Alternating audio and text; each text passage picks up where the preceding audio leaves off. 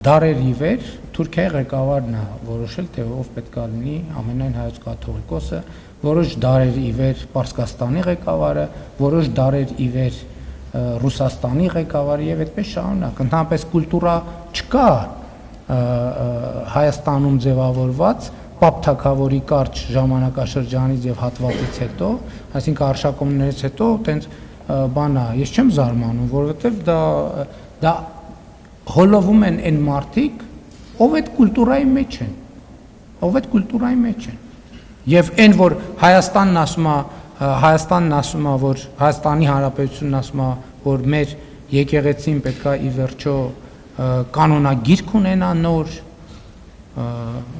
որ դրան էլ դիմադրություն կա, ես դա էլ եմ հասկանում, որովհետև միջև հիմա վերջին այդպիսի փաստաթղթերը, որ ընդունվել են կամ ռուսական կամ թուրքական կայսրության ֆորմատով։ Տենց կուլտուրա չկա, ոնց որ Թուրքիայի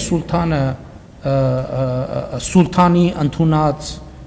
կանոնակարգումներն են շատ, որ միջև այսօր կամ գործում են դե յուրե կամ Ռուսաստանի ցարի,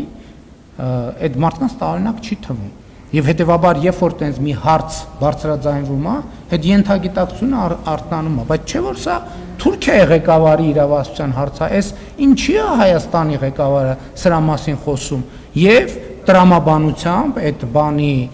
ծայրագավառային տրամաբանությունը զարգանում, եւ հանգում է շատ տրամաբանական ենթադրության, քանի որ խոսվում է մի հարց, որը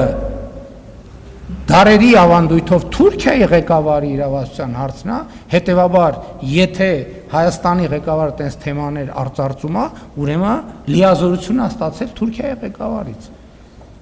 Ծայրագավառային տրամաբանություն։